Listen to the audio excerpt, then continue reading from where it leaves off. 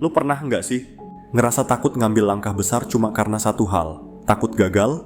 Entah itu mau mulai bisnis, ngelamar kerjaan baru, atau bahkan cuma mau ngajak gebetan ngopi. Iya, yang terakhir itu juga termasuk. Kadang rasa takut gagal itu gede banget sampai bikin kita nggak ngapa-ngapain. Kita stuck, diem, mager, mikirnya muter-muter di kepala. Gimana kalau ditolak? Gimana kalau salah langkah? Gimana kalau malu? Akhirnya ya gitu-gitu aja. Nggak maju-maju. Tapi lucunya, lu tahu nggak? Di zaman dulu, ada sekelompok orang yang justru tenang banget sama yang namanya kegagalan. Kayak literally nggak goyah sama sekali. Kita gagal dikit aja langsung pengen ganti identitas dan pindah ke desa mereka. Gagal mah kayak sarapan pagi. Oh gagal ya? Ya wes lanjut lagi. Gila nggak tuh? Orang-orang ini dikenal sebagai para filsuf. Stoik, ada Marcus Aurelius, Kaisar. Romawi yang sibuk mikirin kehidupan sambil ngatur kerajaan. Ada Seneca, penulis tajam yang sering dilempar masalah hidup dari segala arah. Dan Epictetus, mantan budak yang jadi guru kebijaksanaan. Dan yang bikin nganga, mereka semua sering banget gagal. Tapi, mereka kayak udah dilatih mentalnya buat anggap kegagalan sebagai hal biasa, bukan aib, bukan kutukan. Bayangin aja lu hidup di zaman Romawi, kerja rodi, penguasa bisa nyuruh bunuh lu kapan aja, dan lu tetap bisa bilang, ya, itu di luar kendali gue. Bro, yang penting gue udah jalanin bagian gue. Lah kita, telat reply chat 5 menit aja udah overthinking. Hahaha. Sebenarnya kunci mereka simple. Mereka sadar, hidup tuh bukan soal hasil doang, tapi soal usaha. Mereka nggak ngukur diri mereka dari sukses atau gagalnya suatu hal. Mereka ukur dari seberapa keras mereka mencoba. Kalau udah berusaha maksimal tapi hasilnya nggak sesuai harapan, ya udah move on. Gagal bukan dosa. Gagal itu ya bagian dari proses. Gagal itu kayak level di game. Kalau lu nggak gagal dulu, lu nggak akan tahu cara ngalahin bosnya.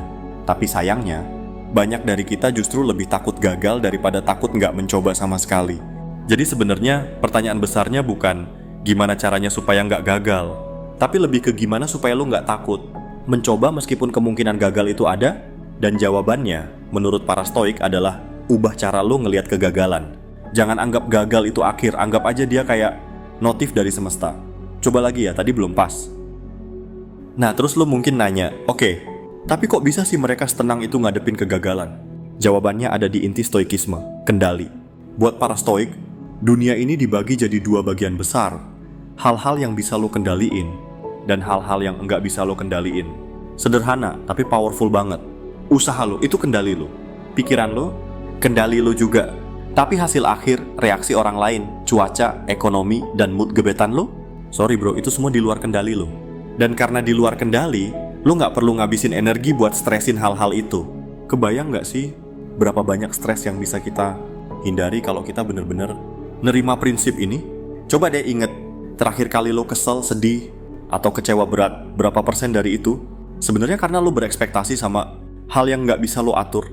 Entah itu ngerasa kerjaan lo harus di-appreciate, ngerasa gebetan harus balas chat dengan antusias, atau berharap semua plan lo berjalan sesuai skrip. Padahal, hidup tuh gak jalan kayak naskah drama. Lebih mirip kayak sinetron kadang, penuh plot twist yang suka gak masuk akal. Tapi stoikisme ngajarin kita untuk jadi penonton yang sabar dan aktor yang tangguh. Makanya, ketika lo gagal, para stoik gak bilang, wah lo payah. Tapi lebih ke, oke, lo udah coba, hasilnya gak sesuai, tapi niat dan tindakan lo udah on point. Jadi santai aja. Dan ini bukan berarti lo jadi malas atau asal-asalan ya. Justru karena lo tahu lo cuma bisa kendaliin usaha, lo bakal ngasih 100% di situ.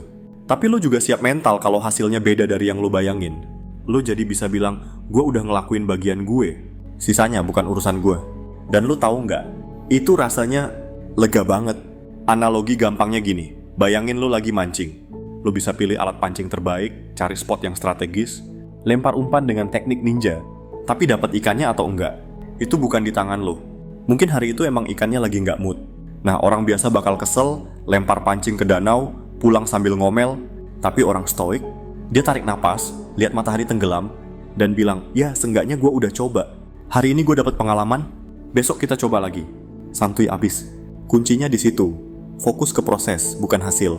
Dan lo tahu nggak, ironisnya justru orang yang kayak gini, yang nggak terobsesi sama hasil, seringkali malah lebih konsisten, lebih tenang, dan lebih sukses. Karena mereka nggak berhenti di tengah jalan cuma gara-gara sekali 2 kali jatuh. Mereka jalan terus, kayak kereta api, pelan, tapi nggak bisa dihentikan cuma gara-gara ada batu kecil di rel. Menurut para stoik, kegagalan itu bukan sesuatu yang harus ditakuti, tapi justru sesuatu yang harus dikenali, bahkan dihormati.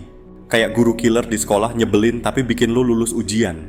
Kegagalan dalam stoikisme tuh kayak sparring partner dalam latihan tinju. Emang bikin lu babak belur, tapi justru dari situ otot mental lu tumbuh. Lucunya, kita hidup di era dimana sukses dipamerin terus-terusan. Di Instagram, di TikTok, di podcast motivasi yang suaranya berat dan nadanya kayak lagi ceramah. Tapi yang nggak kelihatan gagalnya. Padahal, setiap orang hebat itu pasti pernah jatuh. Nggak cuma sekali, tapi berkali-kali. Bahkan kadang jatuhnya sambil salto. Ambil contoh Marcus Aurelius. Kaisar Romawi, pemimpin tertinggi, jago perang, jago nulis pula. Tapi hidup dia jauh dari ideal. Anaknya ada yang korup. Sahabatnya ada yang nusuk dari belakang. Penyakit banyak. Krisis politik? Jangan ditanya. Tapi coba baca bukunya Meditations. Isinya tuh kayak curhatan hati yang super bijak. Dia nulis buat dirinya sendiri, bukan buat pencitraan. Di situ kelihatan banget, dia sadar hidup itu keras. Tapi yang penting adalah bagaimana respon kita terhadap hidup. Dan waktu dia gagal atau tertekan, dia nggak bilang kenapa ini terjadi sama gue. Tapi dia bilang, apa yang bisa gue pelajari dari ini? Lah, bijak banget. Bro, gue kalau SIM ditilang aja udah pengen pensiun dari dunia nyata. Terus ada Seneca, dikenal sebagai salah satu filsuf paling tajam otaknya. Tapi karir politiknya penuh drama. Dia pernah disuruh bunuh diri oleh Kaisar Nero, muridnya sendiri. Sakit hati nggak tuh? Tapi dia jalani semua itu dengan kepala tegak. Dia tahu kematian bukan hal yang bisa dia hindari. Tapi cara dia menghadapinya, itu tanggung jawab dia. Gagal mempertahankan posisinya di istana? Iya, tapi berhasil mempertahankan ketenangan batinnya? Jelas. Dan jangan lupa Epictetus. Cowok ini dulunya budak loh. Lo bayangin, hidup dari kecil dalam keterbatasan, nggak punya kebebasan, bahkan jalannya pincang. Tapi dia nggak nyalahin nasib. Dia bilang, kalau lo terlahir pincang, ya itu di luar kendali lo. Tapi lo bisa memilih jadi pribadi seperti apa. Akhirnya dia malah jadi guru para bangsawan dan tentara. Dia ngajarin satu hal penting. Identitas lo bukan ditentukan sama kegagalan lo, tapi sama cara lo respon kegagalan itu. Jadi sebenarnya, kalau hari ini lo lagi ngerasa gagal, entah itu bisnis lo zonk, cinta lo kandas, atau kerjaan lo stuck, mungkin lo bukan sedang berantakan. Mungkin lo sedang dibentuk. Gagal itu bukan pertanda lo harus berhenti, tapi mungkin sinyal, hey, ini jalan menuju versi lo yang lebih kuat. Para stoik percaya, orang yang gagal tapi tetap berdiri itu justru lebih tangguh daripada orang yang belum pernah jatuh sama sekali. Karena yang belum pernah jatuh, belum tahu rasanya bangkit. Dan lo tahu nggak, kadang hidup kayak ngajak lo duel. Coba kita lihat lo kuat nggak kalau gue kasih ujian ini. Dan kalau lo jawab dengan, oke, ayo, gue siap, itu bukan cuma stoik, itu badass, hahaha. Tapi nih ya, bukan berarti karena para stoik chill banget sama kegagalan, terus lu bisa jadi kolektor kegagalan profesional. Yang kayak, gue udah 10 kali gagal bisnis dropship, tapi gue stoik banget bro. Slow dulu. Stoik itu bukan tentang nyari-nyari kegagalan biar kelihatan bijak. Bukan juga soal jadi zombie yang nggak punya emosi. Justru sebaliknya, stoikisme ngajarin lu buat sadar sepenuhnya akan emosi lu, terus milih gimana cara lu ngeresponnya. Bukan dikendalikan, tapi ngendaliin. Jadi misalnya lu ditolak gebetan, sakit? Pasti.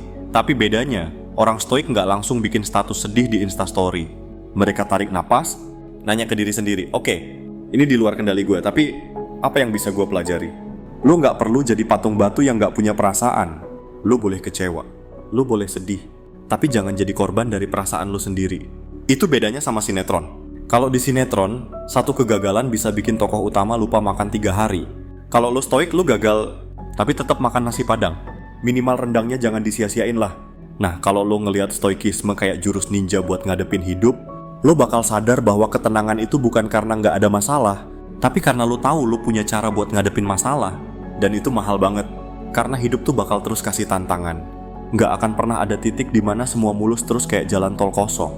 Pasti ada aja ujiannya.